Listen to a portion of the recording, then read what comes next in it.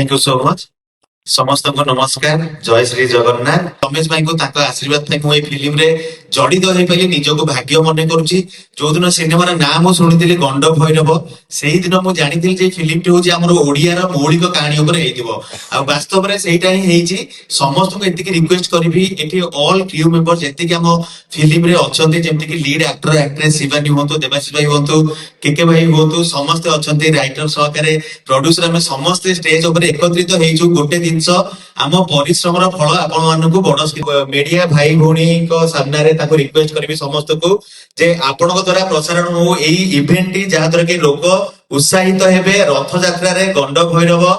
जुलाई 16 रे बड़ परदारे आसुची निश्चित भाव आपण माने आसंतु गोटे थर देखंतु तापरे आपण माने डिसाइड करंतु फिल्म भलो हेची खराब हेची जनता जनार्दन तांको मंतव्य रखी पारिबे किंतु मु एतिकी रिक्वेस्ट करबी समस्ते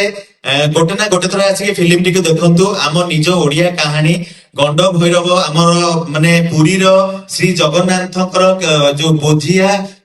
बोझेया माने जो अभड़ा नहीं जाती आधारित है कहानी जोटा कि देवाशीष भाई सेटा रियलिस्टिक करने बॉडी ट्रांसफॉर्मेशन करते आ शिवानी इटसेल्फ तांकर सब कैरेक्टर रु भारी गोटे अलग कैरेक्टर अच्छे जमीक आप गीत रे झलक पाई जाइए आ बाकी तक पूरा झलक पाइबे आपने आसतु आ बड़ स्क्रीन रे देखंतु आ गंड भैरव को ढेर सारा भल पाई दिंतु थैंक यू सो मच।